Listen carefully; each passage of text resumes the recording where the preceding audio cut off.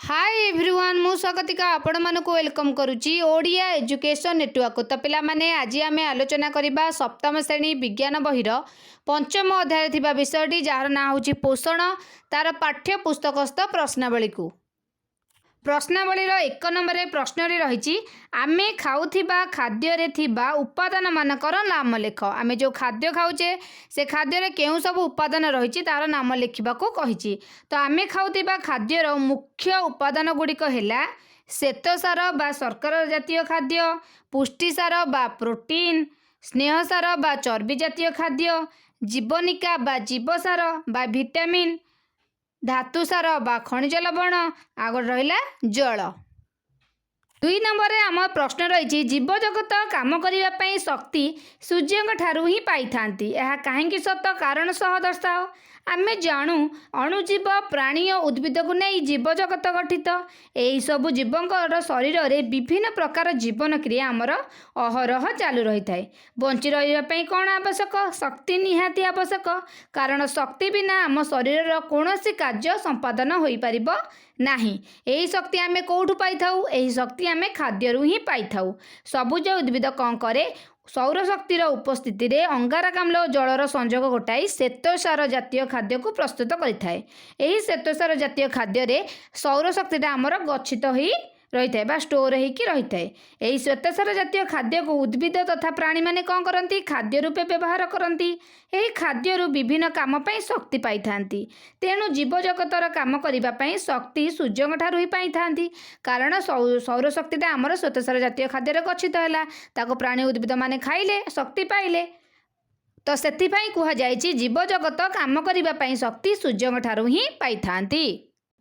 3 number प्रश्न रही स्वभोजी और परभोजी प्रत्येक 3टी उदाहरण दियो। प्रथमे आमे जानिबा स्वभोजी क्या कहुए? सबुज उद्भिद कौन करे ना आलोक श्लेषण प्रक्रिया रे निज खाद्य निजे प्रस्तुत करुथिबारु सेमानकु स्वभोजी कहुए। अर्थात जो माने निज खाद्य निजे प्रस्तुत करती तांकु स्वभोजी कहुए। उदाहरण कौन हम? समस्त सबुज उद्भिद, नीलहरित शैवाल, पाटल बीजाणु, रसाय श्लेषण बीजाणु एमाने स्वभोजी अटंती। एबे जानिबा परभोजी कौन? जो जीव माने निज खाद्य निजे प्रस्तुत करि पारंती नाही, निजर पोषण पाई अन्य जीव उपरे निर्भर करती सेमानकु परभोजी कहुए। उदाहरण कौ माने जीवे परभोजी रे? समस्त प्राणी, मलांग, निर्मूली, राफ्लेसिया परी सपुष्पक उद्भिद माने आउ कौन जीवे? समस्त कवकवि परभोजी रे जीवे, कारण एमाने खाद्य पाई बा बंची रहिबा पाई अन्य जीव उपरे निर्भर करती। निज खाद्य निजे एमाने प्रस्तुत करि पारंती नाही। 4 नंबर आमरे प्रश्न रही तुमे मनुष्य को स्वभोजी, परजीवी और मृतोपजीवी मध्यरु केउ श्रेणी रे रखिब और काहेकि लेख। मनुष्यर सबुज कणा न थाए, तेणु से आलोक श्लेषण प्रक्रिया रे खाद्य प्रस्तुत करि पारे नाही, तेणु मनुष्य स्वभोजी नुहे। मनुष्य मृत उद्भिद और प्राणी मानक ठारू मध्य खाद्य ग्रहण करि पारे नाही बा संग्रह करि पारे नाही, तेणु मनुष्य मृतोपजीवी मध्य नुहे। किंतु मनुष्य कौन करे? खाद्य ग्रहण पाई उद्भिद और अन्य प्राणी उपरे निर्भर करे, तेणु से परजीवी अटे। ताले जो मनुष्य को स्वभोजी, परजीवी और मृतभोजी मध्यरु केउ श्रेणी रे आमे रखिबा? परजीवी श्रेणी रे रखिबा। 5 नंबर आम प्रश्न रही निज खातार निम्न सारणी परी एक सारणी तैयारी कर और सारणीर खाली स्थान पूरण कर। तो प्रथम आम देखा सारणी कौन रही क्या कहती? परजीवी, मृतोपजीवी आ गोटे सहजीवी। प्रथम परजीवी कौन जानिबा? जो परभोजी माने अन्य उद्भिद और प्राणी मानक ठारू खाद्य संग्रह करी निजर पोषण करती सेमानकु परजीवी कहुए। मृतोपजीवी क्या कहुए?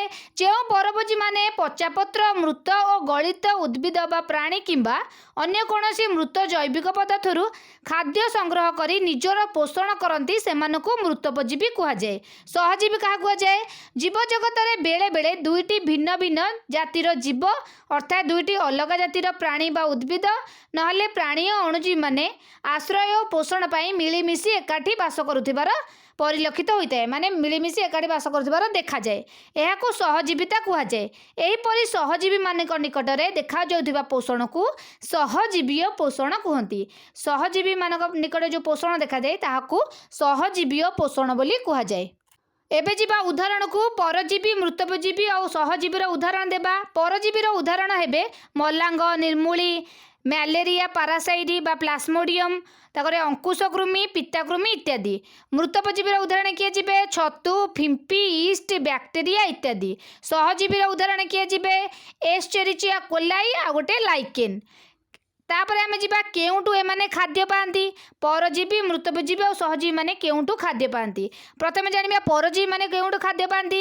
ଏମାନେ ପୋଷକ ଜୀବ ଠାରୁ ସରଳୀକୃତ ଖାଦ୍ୟ ସଂଗ୍ରହ କରିଥାନ୍ତି ପରଜୀବୀ ମାନେ। ମୃତପଜୀବୀ ମାନେ କ'ଣ କରନ୍ତି? ଏମାନେ ନିଜ ଶରୀରରୁ ଏକ ପ୍ରକାର ପାଚକ ରସ ତ୍ୟାଗ କରି ଶରୀର ବାହାରେ ହିଁ ଖାଦ୍ୟକୁ ସରଳୀକୃତ କରିଥାନ୍ତି। ତାପରେ ସେହି ସରଳ ପଦାର୍ଥ ଗୁଡ଼ିକୁ ଶରୀର ଭିତରକୁ ଶୋଷଣ କରିଥାନ୍ତି। ସହଜୀବୀ ମାନେ କେମିତି ଖାଦ୍ୟ ବା ଗ୍ରହଣ କରନ୍ତି ବା କେଉଁଠୁ ପାଆନ୍ତି? ଏସ୍ଚେରିଚିଆ କୋଲି ବ୍ୟାକ୍ଟେରିଆ ଆମ ଅନ୍ତନଳୀ ଭିତରେ ସହଜୀବୀ ଭାବେ ରହିଥାଏ। ଲାଇକେନ୍ ନାମକ ଶୈବାଳ ଓ କବକ ମଧ୍ୟରେ ସହଜୀବୀ ପୋଷଣ ଦେଖିବାକୁ ମିଳେ। ଶୈବାଳକୁ କବକ ଆଶ୍ରୟ ଦିଏ ଏବଂ ତାକୁ ଖଣିଜ ଲବଣ ଓ ଜଳ ଯୋଗାଏ। ଲାଇକେନ୍ର ବଂଶବିସ୍ତାର କବକ ଦ୍ୱାରା ହିଁ ହୋଇଥାଏ। ପ୍ରତିଦାନରେ ଶୈବାଳ ଆଲୋକ ଶ୍ଳେଷଣ କରି ପ୍ରସ୍ତୁତ ଖାଦ୍ୟ କବକକୁ ହିଁ ଯୋଗାଇଥାଏ। ଏବେ ଯିବା 6 ନମ୍ବରକୁ। ପ୍ରତ୍ୟେକ ପାଇଁ ଗୋଟିଏ ଉଦାହରଣ ଦିଅ। କ ନମ୍ବରଟିକୁ ଦେଖ। ଉଭୟ ସ୍ୱଭୋଜୀ ଓ ପରଭୋଜୀ ଭାବେ ପୋଷଣ ଗ୍ରହଣ କରୁଥିବା ଉଦ୍ଭିଦ। ଏମିତି ଉଦ୍ଭିଦର ଗୋଟିଏ ଉଦାହରଣ ଦେବା ଯେ ଉଭୟ ସ୍ୱଭୋଜୀ ଓ ପରଭୋଜୀ ଭାବେ ପୋଷଣ ଗ୍ରହଣ କରେ। ଉଦାହରଣଟି ହେବ କମଣ୍ଡଳୁ ଗଛ। ଖ ନମ୍ବରକୁ ଦେଖ। ଯବକ୍ଷାରଜନ ବିବନ୍ଧନରେ ଡାଲି ଜାତୀୟ ଗଛକୁ ସାହାଯ୍ୟ କରୁଥିବା ବୀଜାଣୁ।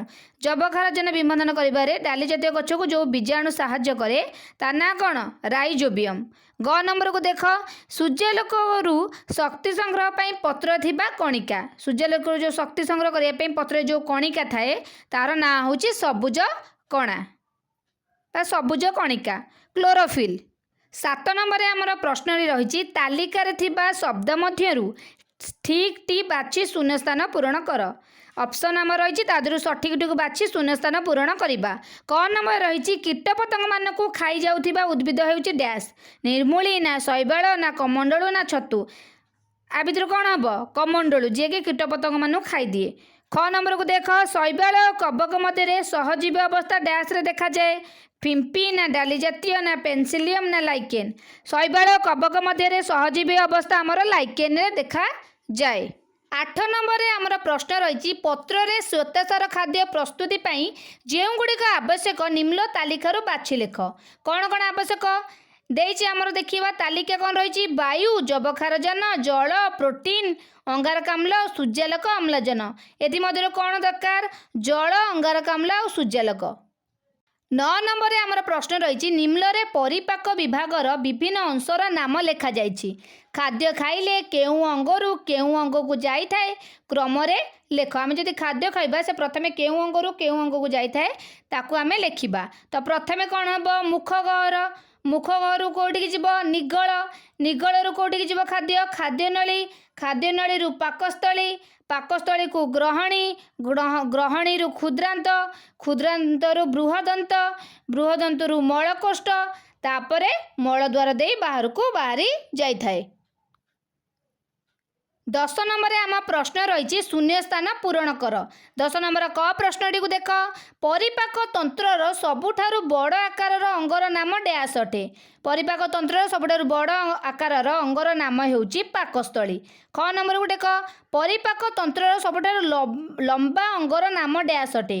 ସବୁଠାରୁ ଲମ୍ବା ଅଙ୍ଗର ନାମ ହେଉଛି କ୍ଷୁଦ୍ରାନ୍ତ। ଗ ନମ୍ବରକୁ ଦେଖ। ପାକସ୍ଥଳୀରୁ ଡ୍ୟାସ୍ ଓ ଡ୍ୟାସ୍ ଓ ଡ୍ୟାସ୍ ରସ କ୍ଷରଣ ହୋଇଥାଏ। ପାକସ୍ଥଳୀରୁ ଆମର ଡ୍ୟାସ୍ ରସ କ୍ଷରଣ ହୋଇଥାଏ।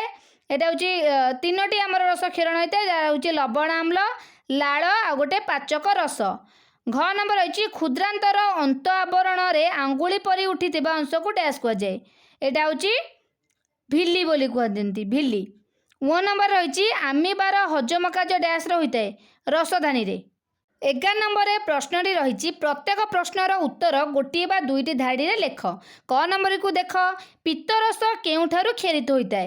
ପିତ୍ତରସ ଆମର ପିତ୍ତକୋଷରୁ ହିଁ କ୍ଷରିତ ହୋଇଥାଏ ଏବଂ ଏହା କେଉଁ ପ୍ରକାର ଖାଦ୍ୟର ହଜମରେ ସାହାଯ୍ୟ କରେ? ଏ ଯେଉଁ ପିତ୍ତରସ ନଥାଏ କି ପିତ୍ତକୋଷରୁ କ୍ଷରିତ ହେବା ସହିତ ଚର୍ବି ଜାତୀୟ ଖାଦ୍ୟକୁ ହଜମ କରିବାରେ ସାହାଯ୍ୟ କରିଥାଏ।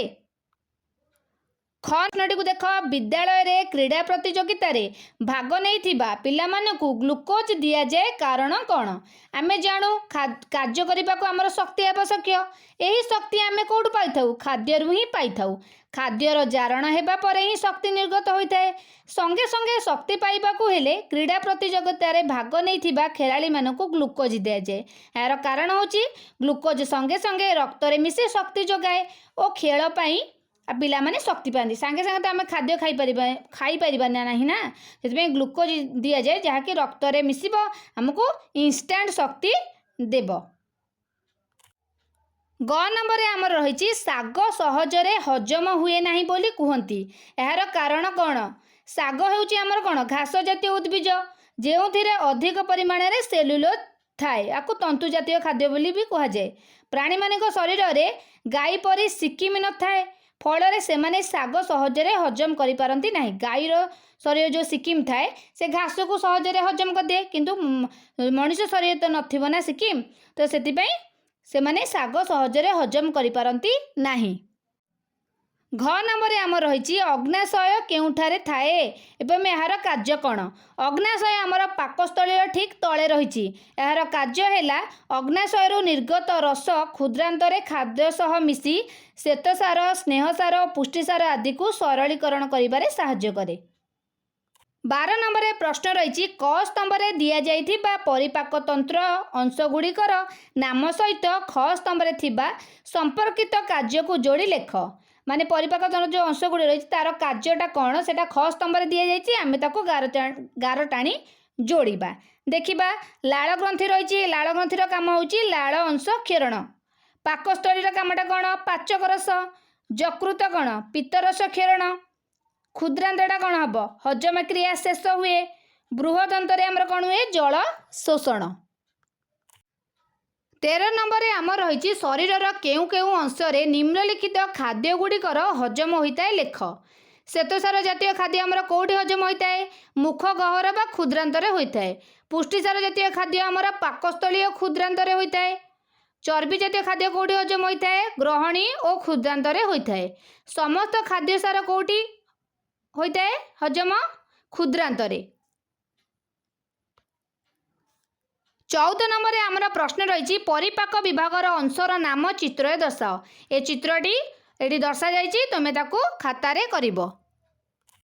15 नंबर प्रश्न को देख कहले कौन बुझ 15 नंबर क प्रश्न रही हजम क्रिया कहले कौन बुझ जो क्रिया द्वारा पाचक तंत्र रे जटिल खाद्य विभिन्न पाचक रस द्वारा अवशोषण योग्य सरल पदार्थ रे परिणत होता है ताको हजम क्रिया कहुए आमर हजम क्रियाटा कौटी समाप्त होता है क्षुद्रांतरे समाप्त होता है एवं खाद्य सार क्षुद्रांतरे विश्वसित होई कोष मान को परिवाहित होता है। 15 नंबर ख प्रश्न रही खाद्य ग्रहण कहले कौन बुझ आमे पाटी बाटे आम पाई खाद्य ग्रहण करिथाउ समस्त जीवंकर आम परी पाटी दांत और जीभ नाही मशा तार सुंड द्वारा रक्त शोषी खाए पारा धान चाउल आदि खुंटी खुंटी खाई थाए बग माछ को गिली करी खाए गाई थरे खाद्य को ग्रहण करी पुणी कौन करे पाटी को आनी पाकुली करी खाए एहीपरि विभिन्न प्राणी मानकर खाद्य ग्रहण रे भिन्नता देखा जाई थाए। ग नंबर आम रही आत्मीकरण कहले कौन बुझ खाद्य हजम प्रक्रियाटा आमर कौटी शेष होता है क्षुद्रांतरे शेष हुए एवं खाद्यर जो पोषक गुड़िक मिलला से गुड़िक रक्त साहाय्य शरीर विभिन्न अंश को प्रभावित होता है एवं शरीर गठन में नियोजित होता है यह आम कौन कहबा आत्मीकरण कहबा। घ नंबर आम रही खाद्य निष्कासन कहले कौन बुझ क्षुद्रांतरे आमर खाद्य हजम प्रक्रियाटा शेष होता है एवं सेठारे खाद्य मिलुथिबा पोषक तत्व गुड़िक रक्त माध्यम शरीर विभिन्न अंश को प्रभावित होता है एवं जो अयोग्य खाद्य गुड़िक रहा सेगुड़ा कौटिक जीव सेगुड़ा बृहदंत को प्रवेश करे बृहदंतर खाद्य गुड़िक प्रथमे मलकोष्ठ जमा होता है एवं मल द्वार दे से पुणी निष्कासित होता है। मुह नंबर को जीवा दूध दांत कहले कौन बुझा आम पाटी रे सर्वाधिक केतोटी दांत रही सर्वाधिक 32टी दांत रही मनुष्य मानकर 2 थर आमर दांत उठी थाए प्रथमे जो दांत उठे ताकू दूध दांत कहबा पिलाटीर जिते प्रथमे दांत उठे ताकू आम कौन कहबा ଦୁଧ ଦାନ୍ତ ବୋଲି କହିବା। ଏହି ଦାନ୍ତ ଗୁଡ଼ିକ କ'ଣ ହୁଏ ନା 6 ରୁ 12 ବର୍ଷ ବୟସ ମଧ୍ୟରେ ଝଡ଼ି ପଡ଼ିବ, ତାପରେ ନୂଆ ଦାନ୍ତ ତା ବଦଳରେ ଉଠିଥାଏ। 6 ନମ୍ବରରେ ଆମର ରହିଛି ସ୍ଥାୟୀ ଦାନ୍ତ କହିଲେ କ'ଣ ବୁଝିବା। ମନୁଷ୍ୟର ଯେଉଁ ପ୍ରଥମେ ଦାନ୍ତ ଉଠେ ତାକୁ ଦୁଧ ଦାନ୍ତ କୁହାଯାଏ। ଏହି ଦୁଧ ଦାନ୍ତ କ'ଣ ହୁଏ ନା 6 ରୁ 12 ବର୍ଷ ମଧ୍ୟରେ ଉପୁଡ଼ିଗଲା, ତା ସ୍ଥାନରେ ଯେଉଁ ନୂଆ ଦାନ୍ତ ଉଠେ ମୁଁ ପୂର୍ବରୁ କହିଛି ତାକୁ ଆମେ ସ୍ଥାୟୀ ଦାନ୍ତ ବୋଲି କହିବା। ଏହି ଦାନ୍ତର ବିଶେଷତ୍ୱ କ'ଣ କହିଲ? ଇଏ ଥରେ ଉପୁଡ଼ିବ ମାନେ ଆଉ ଉଠିବନି। ସାଧାରଣତଃ ବୁଢ଼ାବୁଢ଼ୀ ହେଲେ କିମ୍ବା ଦାନ୍ତ ରୋଗ ହେଲେ ଏଇ ଯେଉଁ ସ୍ଥାୟୀ ଦାନ୍ତ ଗୁଡ଼ିକ ଆମର ନଥାଏ ସେ ଶୀଘ୍ର ପଡ଼ିଯାଏ, ମାନେ ଶୀଘ୍ର ଭାଙ୍ଗି ଯାଇଥାଏ। 6 ନମ୍ବରରେ ଆମର ପ୍ରଶ୍ନରେ ରହିଛି ପାକୁଳି କରିବା କହିଲେ କ'ଣ ବୁଝ। ଗାଈ, ଛେଳି, ମେଣ୍ଢା ତମେ ଦେଖିଥିବ, ଏହି ପ୍ରାଣୀମାନେ କ'ଣ କରନ୍ତି ନା ଘାସ କୁଟା ଯେଉଁ ଖାଆନ୍ତି ସେମାନେ ପ୍ରଥମେ ଘାସ କୁଟାକୁ ଗିଳି ଦିଅନ୍ତି ଏବଂ ଏଇ ଯେଉଁ ଖାଦ୍ୟ ସେମାନେ ଖାଇଲେ ସେଇଟା ପାକସ୍ଥଳୀର ପ୍ରଥମ ଭାଗରେ ଯାଇକି ତାଙ୍କର ରହିଥାଏ। ପୁନର୍ବାର ସେମାନେ କ'ଣ କରନ୍ତି ତାକୁ ଆଣିକି ପୁଣି ଚୋବେଇ ତାକୁ ଖାଇବେ। ଏହାକୁ ପାକୁଳି କରିବା କୁହାଯାଏ। ଏଇ ଯେଉଁ ପାକୁଳି କରୁଥିବାରୁ ବା ଖାଦ୍ୟକୁ ପ୍ରଥମେ ଶୀଘ୍ର ଗିଳି ଦେଇକି ପୁଣି ଆଣି ତାକୁ ପୁନର୍ବାର ଚୋବଉଥିବାରୁ ଗାଈ, ଛେଳି, ମେଣ୍ଢାମାନଙ୍କୁ କ'ଣ କୁହନ୍ତି? ରୋମନ୍ଥନ ପ୍ରାଣୀ ବୋଲି କୁହନ୍ତି। 16 ନମ୍ବରରେ ଆମର ପ୍ରଶ୍ନ ରହିଛି କାରଣ ଦର୍ଶାଅ। 16 ନମ୍ବର କ ପ୍ରଶ୍ନଟିକୁ ଦେଖ। ଖାଇବା ପରେ ଦାନ୍ତ ଓ ପାଟି ସଫା କରିବା କାହିଁକି? ଖାଇବା ପରେ ଦାନ୍ତ ଓ ପାଟିକୁ ସଫା ନ କଲେ ଏହାର ମୂଳରେ ଲାଗି ରହିଥିବା ଖାଦ୍ୟ ଯେଉଁ ଲାଗି ରହିଥାଏ ତାକୁ ବୀଜାଣୁମାନେ କ'ଣ କରନ୍ତି? ପଚେଇ ଅମ୍ଳରେ ପରିଣତ କରନ୍ତି, ଯାହାଦ୍ୱାରା କ'ଣ ହୁଏ ଦାନ୍ତ ଗୁଡ଼ିକ ଆମର ନଷ୍ଟ ହୋଇଯାଏ ଏବଂ ତାହାକୁ ଆମେ କ'ଣ କହୁଛେ? ପୋକ ଲାଗିଲା ବୋଲି କହୁଛେ। ତେଣୁ ଆମେ କ'ଣ କରିବା? ଦିନକୁ 2 ଥର ଦାନ୍ତ ଘଷିବା ଏବଂ ଖାଇସାରିବା ପରେ କୁଳୁକୁଜିଆ ଭଲସେ କରିବା, ଯାହାଦ୍ୱାରା କ'ଣ ହେବ? ଦାନ୍ତ ନଷ୍ଟ ହେବ ନାହିଁ। ଖ ନମ୍ବରଟିକୁ ଦେଖ। ଖାଦ୍ୟ ଖାଇବା ସମୟରେ କଥାବାର୍ତ୍ତା କରିବା ଉଚିତ ନୁହେଁ କାହିଁକି? ତମେ ଜାଣିଛ ଆମ ଯେଉଁ ତଣ୍ଟି ରହିଛି ତା ଦେହରେ 2ଟି ନଳୀ ରହିଛି। ଗୋଟେ ନଳୀକୁ ଆମେ ଖାଦ୍ୟ ନଳୀ ଆଉ ଗୋଟେ ନଳୀକୁ ଆମେ ଶ୍ୱାସ ନଳୀ କହୁଛେ। ଯେତେବେଳେ ଆମେ ଖାଦ୍ୟ ଖାଉଥାଏ ସେତେବେଳେ ଯେଉଁ ଜିହ୍ୱା ଗୋଟେ ଥାଏ ତାକୁ ପରଦା କୁହନ୍ତି। ସେ ଶ୍ୱାସନଳୀକୁ ବନ୍ଦ କରିଦିଏ, ଯାହାଦ୍ୱାରା ଖାଦ୍ୟଟା ଶ୍ୱାସନଳୀକୁ ପ୍ରବେଶ କରିପାରେ ନାହିଁ। ଯଦି ଆମେ ତରବର ହୋଇ ଖାଇବା ତାହେଲେ କ'ଣ ହେବ? କିଛି ମାତ୍ରାରେ ଖାଦ୍ୟ କ'ଣ ହୁଏ ନା ଶ୍ୱାସନଳୀ ମଧ୍ୟକୁ ପ୍ରବେଶ କରେ, ଯାହାଦ୍ୱାରା କ'ଣ ହୁଏ? ଆମକୁ କାଶ ହୁଏ। ତେଣୁ ଆମେ ଖାଇବା ସମୟରେ କଥାବାର୍ତ୍ତା କରିବା ନାହିଁ। ଗ ନମ୍ବରରେ ପ୍ରଶ୍ନ ରହିଛି ମନୁଷ୍ୟ ସେଲୁଲୋଜ ଜାତୀୟ ଖାଦ୍ୟ ସହଜରେ ହଜମ କରିପାରେ ନାହିଁ କାହିଁକି? କାହିଁକି ନା ଗାଈ, ଛେଳି ଯେଉଁ ତୃଣଭୋଜୀ ପ୍ରାଣୀମାନେ ରହିଲେ ସେମାନଙ୍କ ଶରୀରରେ ମଣିଷ ପରି କ୍ଷୁଦ୍ରାନ୍ତ ନଥାଏ। ସେମାନଙ୍କ ଶରୀରରେ ଏକ ବଡ଼ ମୁଣା ରହିଛି ଯାହାକୁ ଆମେ ଅନ୍ଧନାଳ ବା ସିକିମ୍ ବୋଲି କୁହାଯାଏ। ଇଏ କ'ଣ କରେ ନା ସେଲୁଲୋଜ ଜାତୀୟ ଖାଦ୍ୟ ବା ଯେଉଁ ଘାସ ଆଉ କ'ଣ ରହିଛି କୁଟା ଏସବୁ କ'ଣ କରେ? ହଜମ କରିଥାଏ। ମଣିଷ ଶରୀରରେ ତ ସିକିମ୍ ବା ଅନ୍ଧନାଳ ନାହିଁ, ତ ସିଏ କେମିତି ସେଲୁଲୋଜ ଜାତୀୟ ଖାଦ୍ୟକୁ ହଜମ କରିବ? ସେଥିପାଇଁ ମନୁଷ୍ୟ ସେଲୁଲୋଜ ଜାତୀୟ ଖାଦ୍ୟକୁ ସହଜରେ ହଜମ କରିପାରେ ନାହିଁ। 16 ନମ୍ବର ଘରେ ପ୍ରଶ୍ନ ରହିଛି ଝାଡ଼ା ରୋଗୀକୁ ଅବହେଳା କରିବା ଉଚିତ ନୁହେଁ କାହିଁକି? ଆମେ ଜାଣିଛେ ଆମ ଶରୀର ଓଜନର ଶତକଡ଼ା 70% ହେଉଛି ଜଳ। ମଣିଷ ଖାଦ୍ୟ ବିନା 30 ରୁ 40 ଦିନ ବଞ୍ଚିପାରିବ, ମାତ୍ର ବାୟୁ ଓ ଜଳ ବିନା ସେ ବଞ୍ଚିପାରିବ ନାହିଁ। ବାୟୁ ପରି ଜଳ ଆମ ଶରୀର ପାଇଁ ଏକାନ୍ତ ଅପରିହାର୍ଯ୍ୟ ଅଟେ, କାରଣ ଜଳ ବିନା ଆମ ଶରୀର କ'ଣ ହୋଇଥାଏ? ବିଭିନ୍ନ ରାସାୟନିକ ପ୍ରକ୍ରିୟା ସଂଗଠିତ ହୋଇଥାଏ ବା ଚାଲୁ ରହିଥାଏ। ଆମେ ଦୈନିକ କେତେ ଲିଟର ଜଳ ଗ୍ରହଣ କରିଥାଉ? 2 ରୁ 2.5 ଲିଟର ଜଳ ଆମେ ଗ୍ରହଣ କରିଥାଉ। ଝାଡ଼ା ହେଲେ କ'ଣ ହୁଏ ନା ଆମ ଶରୀରରୁ ଜଳୀୟ ଅଂଶ ଗୁଡ଼ିକ କମିଯାଏ। ଯଦି ଆମ ଓଜନର ଶତକଡ଼ା 10% କମିଯିବ ତାହେଲେ ଡିହାଇଡ୍ରେସନ୍ ହୋଇଥାଏ। ଯଦି ଡିହାଇଡ୍ରେସନ୍ ତାଠାରୁ ଅଧିକ ଅର୍ଥାତ୍ 15 ରୁ 20% ହୁଏ, ଡିହାଇଡ୍ରେସନ୍ଟା 15 ରୁ 20% ଯଦି ହେବ ତାହେଲେ ରୋଗୀ ମରିଯିବାର ସମ୍ଭାବନା ଥାଏ। ଏଣୁ ଝାଡ଼ା ରୋଗୀକୁ ଅବହେଳା ନ କରିବା ଉଚିତ। ତା ସଙ୍ଗେ ସଙ୍ଗେ ଯଦି ଝାଡ଼ା ହେଉଛି ଆମେ କ'ଣ କରିବା? ସାଲାଇନ୍ ନେବା, ORS ଆଦି ପିଇବା ଉଚିତ। 17 ନମ୍ବରରେ ଆମର ପ୍ରଶ୍ନରେ ରହିଛି ମଣିଷ ଶରୀରରେ ଯଦି ଅଗ୍ନାଶୟ ନଥାନ୍ତା ତେବେ କ'ଣ ହୋଇଥାନ୍ତା? ଆମ ଶରୀରର ମଧ୍ୟରେ ପାକସ୍ଥଳୀର ଠିକ୍ ତଳେ ଗୁଡ଼ିଏ ଘିଅ ରଙ୍ଗର ଅଗ୍ନାଶୟ ଗ୍ରନ୍ଥି ରହିଛି। ଅଗ୍ନାଶୟରୁ ବହୁତ ସାରା କ'ଣ ରହିଥାଏ? ରସ ନିର୍ଗତ ଆମର ହୋଇଥାଏ। ବହୁତ ଗୁଡ଼ିଏ ରସ ନିର୍ଗତ ହୋଇଥାଏ। ଏହି ରସ ଗୁଡ଼ିକ କ'ଣ କରେ? ଶର୍କରା ବିପାଚନ ପାଇଁ ଆମର ଆମାଇଲେଜ୍ ସାହାଯ୍ୟ କରେ।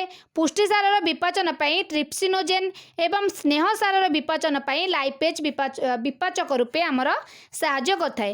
ଯଦି ଅଗ୍ନାଶୟ ନ ରହିବ ଏହି ଖାଦ୍ୟ ସାର ଗୁଡ଼ିକ ହଜମ ହୋଇପାରିବ କି? ତା'ର ବିପାଚନ ସମ୍ଭବ ହେବ ନାହିଁ। ତେଣୁ ଆମେ କ'ଣ କରିବା? ବହୁତ ଅସୁବିଧାର ସମ୍ମୁଖୀନ ହେବା ଯଦି ଖାଦ୍ୟ ହଜମ ହିଁ ହେବନି। ତାହେଲେ ଆମେ ବହୁତ ଅସୁବିଧାର ସମ୍ମୁଖୀନ ହେବା। ତେଣୁ ମଣିଷ ଶରୀରରେ ଅଗ୍ନାଶୟ ରହିବା ନିହାତି ଆବଶ୍ୟକ।